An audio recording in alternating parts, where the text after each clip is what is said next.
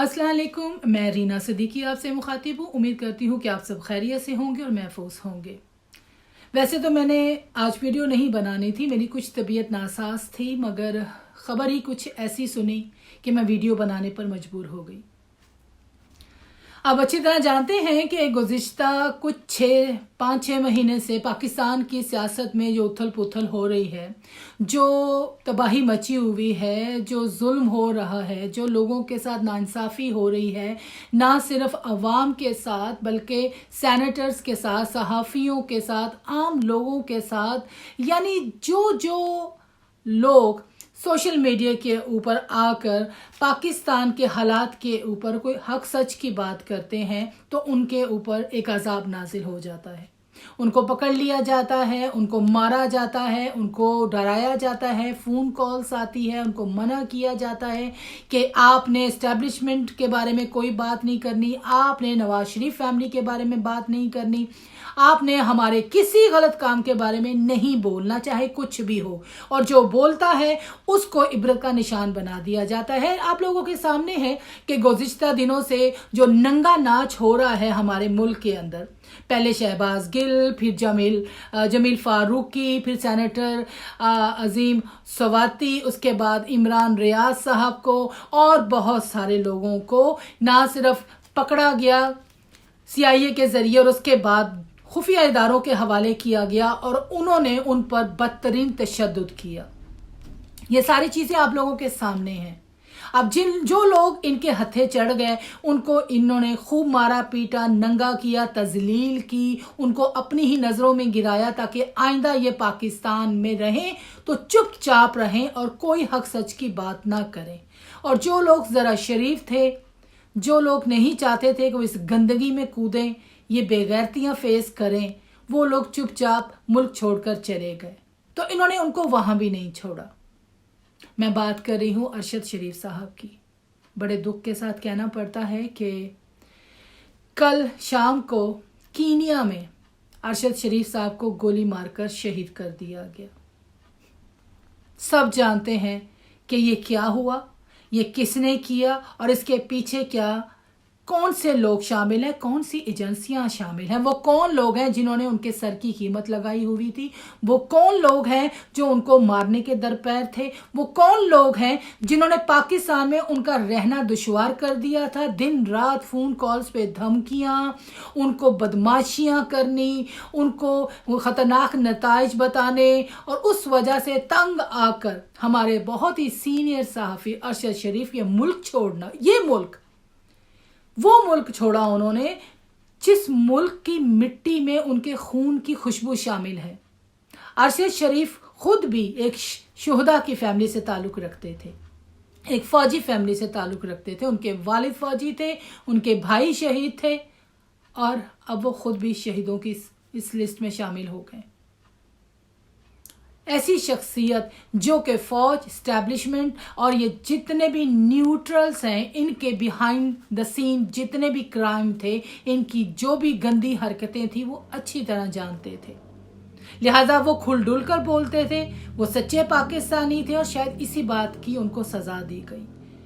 पहले पाकिस्तान में रहने नहीं दिया गया, फिर वो दुबई चले गए, फिर दुबई से उनको निकलवाया गया साजिशें करके और उसके बाद वो कीनिया चले गए और जब वो कीनिया गए तो वहाँ पर किराए के कातलों के ज़रिए उनको शहीद करवा दिया गया। कसूर क्या था उनका जनाब? सिर्फ इतना कि वो सच बोलते थे। उनका आखिरी वीलॉग मैंने देखा और मुझे बहुत अच्छा लगा क्योंकि वो हमेशा वो बात करते थे जो सच्ची और खरी होती थी। आपको पता है पिछले कुछ महीनों से ये जो तमाशा लगा हुआ है तोशा खाना का कि जी इमरान खान ने वहाँ से घड़ी ले ली, वहाँ से चीज़ें ले ली और पैसे जमा नहीं करवाए, तो सारे सहाफ़ी इन बातों को डिस्कस कर रहे थे। तो उन्होंने बड़े जुर्तमंदाना तरीके से एक सवाल उठाया कि सिर्फ इमरान खान क्यों, इससे पहले भी जो सियासतदान थे, इससे पहले भी जो लोग थे, वो भी तो तोशा खाना में चीज़ें जमा करवाते थे और अगर करवाते थे तो कितने पैसे पे करते थे और किस ने तोशा खाना से चीज़ें ली और वापस नहीं की। यहाँ तक कि उन्होंने कहा कि हमारे जो फौजी हैं, जनरल बाजवा हो गए, इससे पहले जो हमारे जितने भी लोग थे, इन्होंने क्या क्या चीज़ें वहाँ से ली। इस तरह का जुर्तमंदाना सवाल सिर्फ वही पूछ सकते थे, वही बात कर सकते थे। दूसरे लोग तो डर जाते थे या थोड़ा बहुत ख्याल कर लेते थे कि इनका नाम ना लें, मगर वो बरमला अपना जो भी चीज़ होती थी, जो भी सवाल पूछना होता था, बरमला सवाल करते थे और यही सवाल इनको चुभ गए। इन्हीं सवालों को इनको तकलीफ पहुंची। ये चाहते थे कि ये ऐसी कोई बात ना करें जो एस्टेब्लिशमेंट के खिलाफ हो, जो नवाज शरीफ फैमिली के खिलाफ हो, जो करप्ट सियासतदानों के खिलाफ हो, जो हमारे चेहरों से नकाब नोचते हैं, ये मत करें। लेकिन वो शहीदों की फैमिली से थे, वो किसी से नहीं डरते थे, वो सच्चे पाकिस्तानी थे।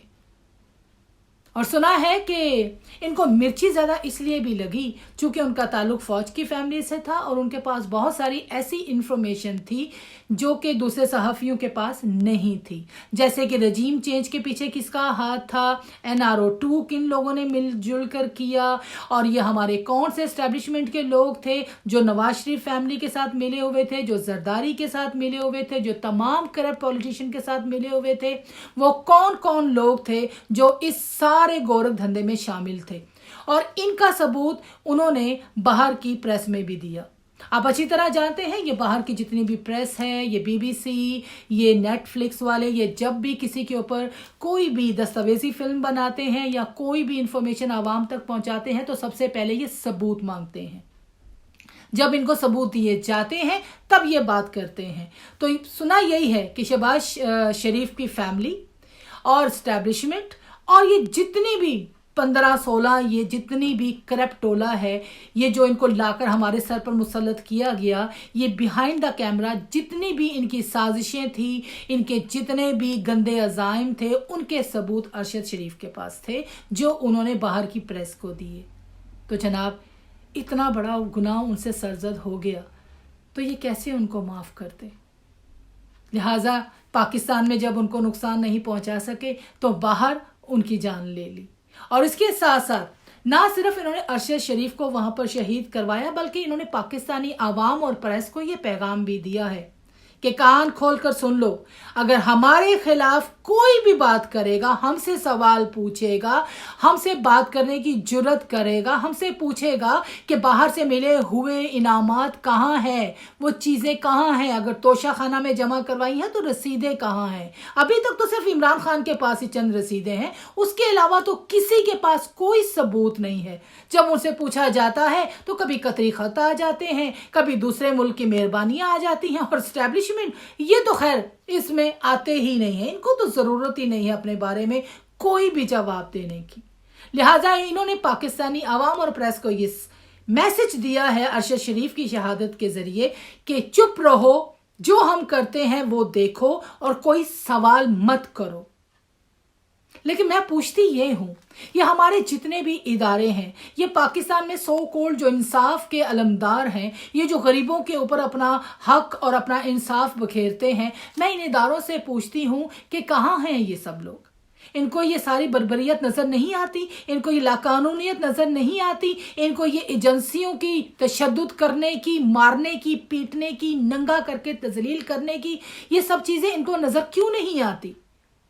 आखिर कब तक ये हमारे मुल्क के अंदर ये तमाशा होता रहेगा। किसी को तो आगे बढ़कर ये सारी जलालत बंद करनी पड़ेगी, किसी को तो आगे बढ़कर ये सारा तमाशा बंद करना होगा। कब तक हम लोगों को शहीद होता हुआ देखेंगे। बहरहाल जी, अल्लाह ताला अरशद शरीफ साहब को जन्नतुल फिरदौस में जगह अता फरमाए, उनकी वालदा, उनके बच्चों को हौसला दे इतना बड़ा हादसा बर्दाश्त करने की। हम क्या कह सकते हैं, क्या कर सकते हैं, मजबूर हैं, बस नहीं चलता इन लोगों पर हमारा। मगर कोई बात नहीं, अल्लाह की लाठी बेआवाज़ है। एक दिन तो इनका भी हिसाब होगा, एक दिन तो कोई ऐसा भी होगा जब इनको इनके किए की सज़ा मिलेगी।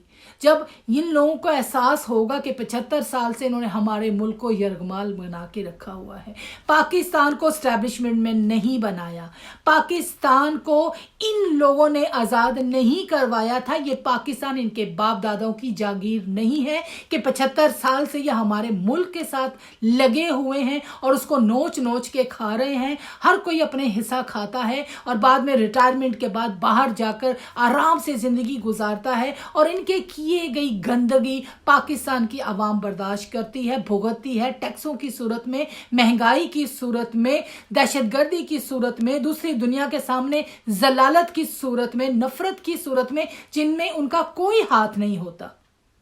अल्लाह ताला हम सब पर रहम करे और अल्लाह ताला इंसाफ करे इन जालिमों के साथ।